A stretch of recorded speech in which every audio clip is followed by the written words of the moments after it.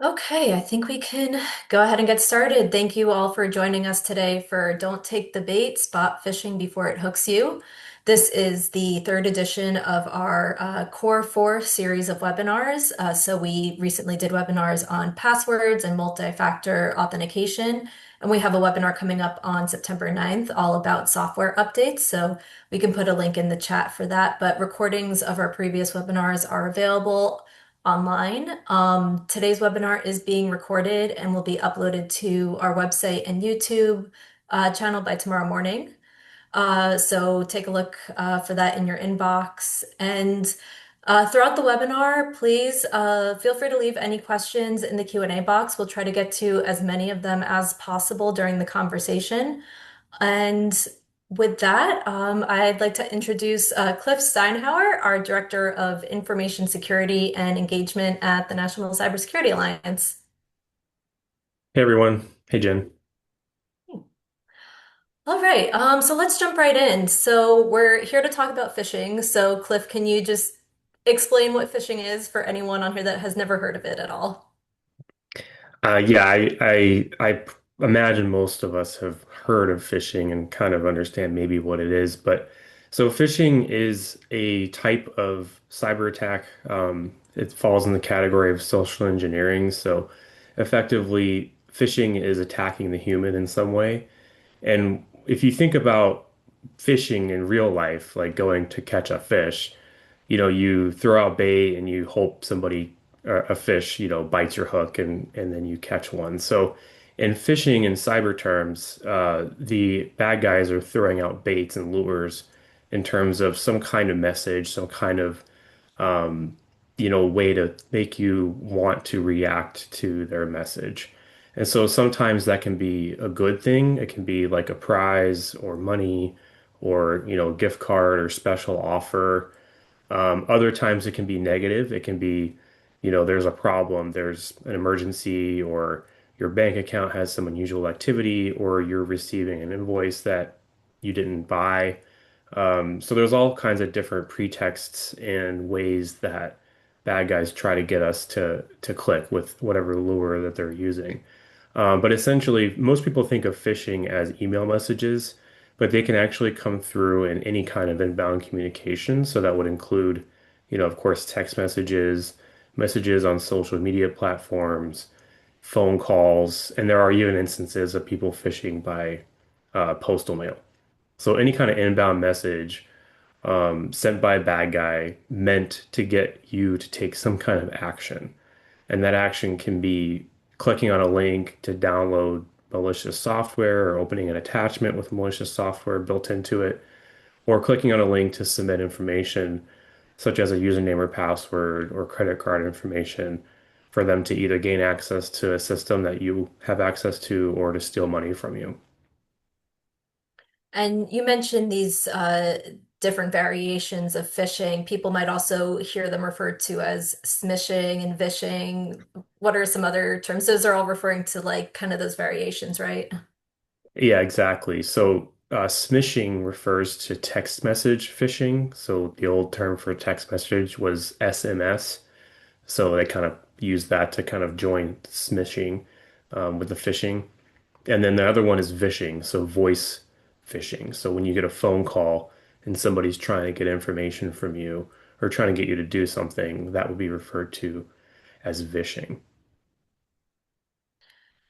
And can you talk a bit about who's typically the target of these scams? So we recently came out with a campaign called Then and Now that talks about online safety specifically for older adults. And I think a lot of people think about older adults, getting scammed, but can you talk about other groups that tend to be affected by this? Yeah, honestly, anyone can be the victim of phishing, right? Um, they cast a wide net sometimes. So they send out messages to millions of email addresses, for example, and they know that a small certain percentage are going to fall for it. And, maybe it's only 0.5%, but times a million, that's still like 500 or 5,000 people, right? So, They know that they're casting a wide net, and sometimes phishing is totally random. It doesn't seem like it could be targeted. So it can look a lot like spam at times. But other times it can be targeted towards specific individuals for some goal or some reason. It could be because they're vulnerable. It could be because they are a user of a certain product. It could be because they are involved in cryptocurrency or they're an executive or something like that. So when you're narrowing down the target list, if it's very narrow or even one-to-one individual, we call that spear phishing because you're being much more closely targeted rather than it being seemingly more random. And just as for really quick, I just want to go back to the types of phishing. There's one that I did not mention that I think is worth mentioning, which is QR code phishing, which the term for that is quishing. So you can actually see QR codes being used to replace what would be normally a link in a message or an email that would take you to a malicious site. So if you get a email message or any kind of message communication that has a QR code on it from somebody you don't know, you have to be really careful and probably avoid scanning that QR code. But anyway, going back to the kind of the targeting thing, like yes, absolutely, older adults are highly targeted for different kinds of scams and phishing. Phishing can lead to scams as well as other types of cyber compromise. So the line between phishing and scams and spam can sometimes kind of cross over and be blurred as well. So definitely something to be aware of. I know on Gmail there are two different buttons, one to report spam and one to report phishing. I guess how do you tell the difference between the two? That's a good question. I kind of just report everything as phishing. You could just decide we're going to assume it's phishing. Spam tends to fall under the category of unwanted marketing messages where they may not necessarily be malicious, but they might be something you never signed up for or, taking you to sketchy sites that, are maybe online gambling or online dating or something like that, they're just mass mailing anybody with an email address. Phishing tends to have a call to action where you're trying the phishing perpetrator is trying to get you to give up something, giving up some information, giving up payment, or something like that. So typically with a spam message, it's more marketing focused. It's more like, hey, come play this game, or hey, come join this dating site. And there's nothing inherently malicious about that. But with phishing, they're usually trying to get you to act upon some kind of emotional trigger. So either that might be fear, it might be intimidation, it might be a financial incentive or prize incentive or something like that. So there's usually maybe there could be an attachment or some links that are trying to take you somewhere. And also impersonation is a big red flag for phishing too, where they're trying to look like a brand, but it's not really that brand. So PayPal, Google, Apple, Microsoft, retailers and things like that. So that's another red flag that it could be phishing. Mhm. Someone commented in the chat that phishing always has a sense of urgency. That seems to be a pretty common red flag. Can you give an example of what this looks like, or maybe just how convincing these, emails can be? Yeah, absolutely. I would say urgency is one of the biggest tactics that social engineers use. They want you to act quickly without thinking and with emotion. So they'll use tactics like fear or intimidation. So let's say you get an email that says your banking has some unusual activity. That's going to raise some fear and emotion within us because we care a lot about our money and our banking and that kind of thing. It could also raise emotions by using, fear tactics like you've been hacked, or there's been a warrant issued for your arrest, or you have, unpaid toll notices or tickets or something like that, where you could be in kind of some legal or financial trouble if you weren't to respond. They will pose as law enforcement or government agencies as well to try to add some authority behind the fear tactic that you might be in some kind of trouble. Other lures are, limited time offers that are just way too good to be true, or that you've won a free prize or, some kind of prize pack from a popular brand. So there are other ways to instill a sense of urgency as well. Not all are sense of urgency. You might see, for example, the invoice scam where you receive a PayPal invoice for usually antivirus that's hundreds of dollars that you never paid for. So there's not necessarily a huge sense of urgency there, but there is this sense of there's a mistake that you are being charged money and you didn't authorize this transaction. And so, again, like money and fear and things like that are some of the major tactics that the social engineers like to use. Mhm. Does that change if it's spear phishing? Are there different red flags for those kinds of attempts? There are similar red flags. The tactics are very similar for spear phishing, but they'll be a lot more personalized. So with typical phishing that you might see going to your junk inbox, hopefully not making it to you, they're pretty generic. They're pretty, you'll see the same theme over and over. I know if I went to my Gmail junk email box, I'd have a whole bunch of random PayPal invoices for stuff that, of course, I never bought.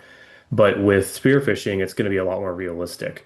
So the sense of urgency or the sense of fear is going to be a lot higher because it's relevant to you and it can kind of make sense. So, like, let's say you're being spearphished and you're in HR and you have an employee saying, "Hey, I need my paycheck rerouted to my new bank, and I want to do it before payday tomorrow." And so the employee is requesting financial transaction that's important to the employee. It has a sense of urgency because you're getting paid tomorrow. And so the HR person has to then verify that this is that employee, and because it's really easy for bad guys to impersonate an employee with an email address that might look very similar to the employee, or even worse, if the employee's email address has been compromised, we would call that business email compromise. And so it could look like it's coming from the employee. So there have to be extra verification steps in there. But Mhm. like, let's say you're a CEO, you're a CFO, or you're, an assistant to a CFO or CEO, and you get a spear phishing message, it might be impersonating the CEO or somebody that you know. And that will usually, make it a lot harder to tell that it's not a legitimate message. So, what should people do if they think they've received a phishing email, maybe if they're not sure? If you think you've received a phishing email, you should check the sender of the email. So a lot of times it's really difficult for an email sender to spoof the email address. It's not impossible, but it's a lot less common. So if you can identify the email address that the message is coming from, you'll usually find that it's a personal type of email address, like a Gmail or Yahoo or Hotmail or something like that. Or it'll have some weird URLs in it, like Microsoft-support.co or Microsoft-help.us, some kind of URL that the legitimate company doesn't use. So look for mismatches between who they're purporting to be from and the URL that it's coming from. Most Microsoft messages will come from Microsoft.com, for example. If it's somebody that you think you know, like if it's a relative or family member or friend or coworker, and the email address doesn't look familiar or it's not something that they would normally communicate with you on, that's a big red flag too. The best way to protect from phishing is to use an outside trusted means to contact the person who's reaching out to you. So let's say you get an email from a coworker or colleague, it's from an email address they don't normally use. You would maybe call them at a number that you already have for them so that you can verify the message with them directly. Know that you're getting that right person. You can't trust phone numbers or contact information that comes into you from another message. You always want to go and use trusted contact information through another channel like a phone call or Slack or whatever other communication you have with that individual. so that you're not trusting messages coming from somebody pretending to be them. Mhm. And I think it's important too to go directly to their website as well, right? Like not clicking on any links in the email, but going to Google, searching for the website. I also know some people that have looked up a phone number to call on Google and it turned out to be a fake number.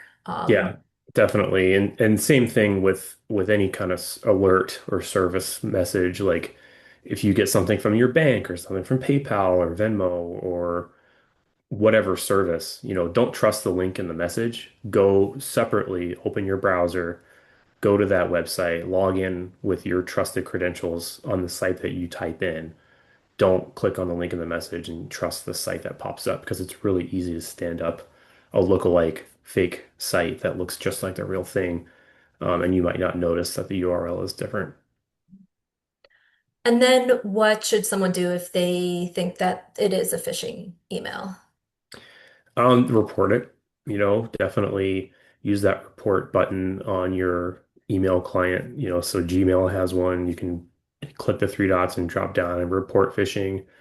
Outlook has report phishing, and a lot of workplaces have their own custom report button. If you don't have a button, you can just forward it to your IT team or your support team, and let them know that you got this message so that they can take action and hopefully, block the domain and remove the same message from other people's inboxes.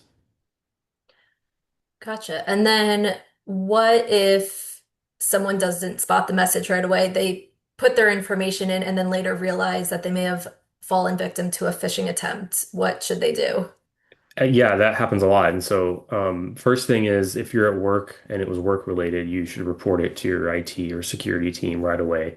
Let them know what happened and where you went and what information you put in. If you maybe signed into a fake website or something like that with your username and password, if it's at work, your IT team can reset that password for you, hopefully right away, and mitigate that. If it's a personal account and you think you gave up your password, then you want to go to the real site and reset your password as quickly as possible. And if possible, report it to that site too that you think you might have compromised your password or something like that.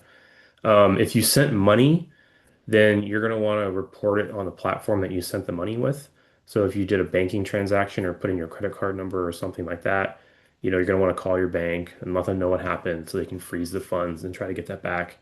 If you did a Venmo or PayPal transaction or something like that, you can report it to that platform as well and let them know that, this was a fraudulent transaction and hopefully they can claw it back for you. You do have to do that pretty quickly though, like within the first 24 to 48 hours. If you think you downloaded something like a malicious file or virus, you'll want to do a virus scan with your antivirus software. And then if it's at work, just let your IT team know and they can take it from there and help you. So we're getting a few questions in the Q&A box. Someone asked, what do you do if someone receives a spoof message from your own email or phone? That's a great one. So if somebody's pretending to be you, or you see somebody pretending to be someone that you know, it's important to contact all of your contacts and let them know that somebody is spoofing your email or your phone number, and that it's not you. And to just double check, like, I'm not going to be asking you to buy sunglasses, or I'm not going to be asking you to send money. I'm not in trouble. Like, everything's fine. So, doing some kind of communication on your own to let people know that that's happening and to watch out for messages coming from you that are especially urgent or kind of asking for something that you wouldn't normally ask for. Just give a warning to your trusted contacts that this is happening. If it's social media, and your account's been taken over, you're going to want to report that to the social media platform and then try to have one of your friends that you can communicate with outside of social media, maybe make a post on your behalf and warn all of your friends that your account's been hacked and not to click any links or take any action from posts from your account.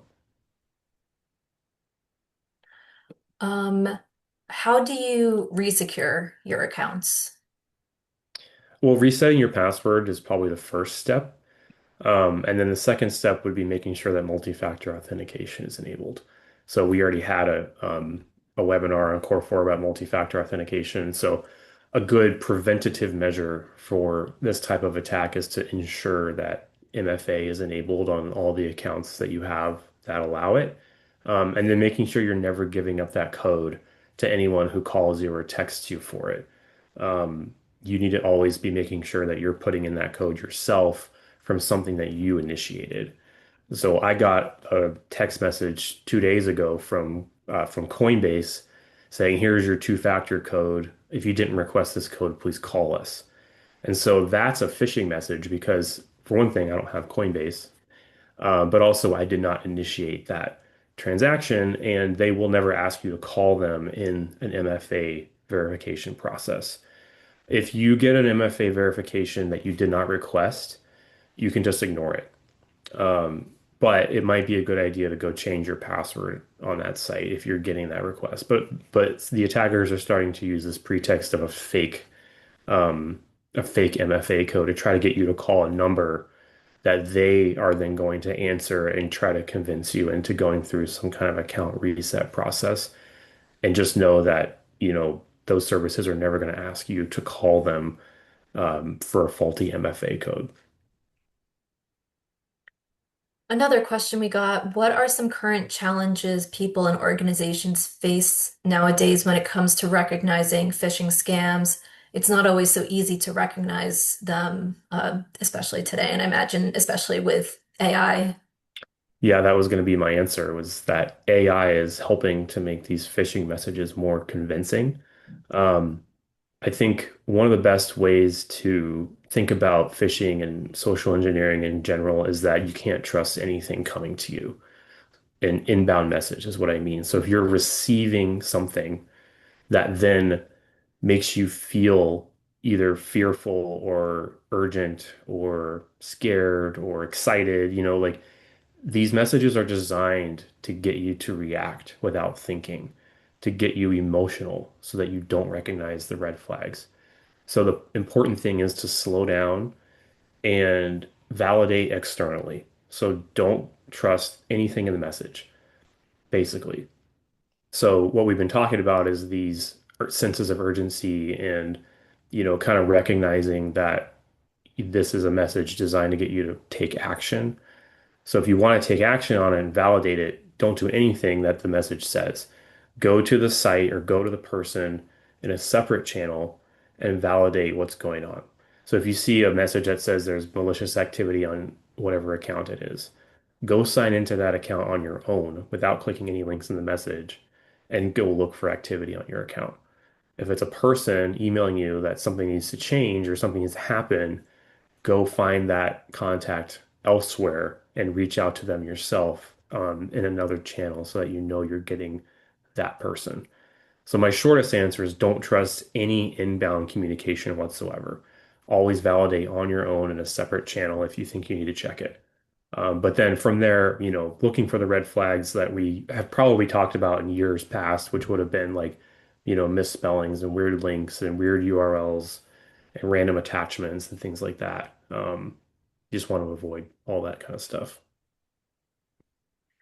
Another question here, is there a mechanism in place similar to the FTC for reporting fraud, but where you can report phishing attempts? The Yes, you can report them to IC3.gov. IC3 is the Internet Crimes and Complaint Center that's run by the FBI. Um, they'll, you know, consolidate that information over time. But really, the best way to do that is to report it to your email provider, your email platform. So Gmail or Yahoo or Microsoft, the button in the actual email client is probably the best way to do that. Phishing isn't necessarily a crime, but they can lead to crimes. So if you're the victim of a phishing attempt where you've taken action and you've completed some kind of compromise or sent money, I think that will be the point that where you would want to report it to IC3 or law enforcement. But if it's just receiving a phishing message, then the real thing we can do is combat that by reporting it to our IT and security team if you're at work, or reporting it to the email platform if it's personal, like a Gmail, so that that data gets kind of brought together and then they start to block that email address for other users and things like that. Mhm. Similarly, we have a question here. I guess what happens when you report an email as phishing to, say, Gmail or Outlook or Yahoo? Do you know what these companies do with that information? Can people expect to hear back?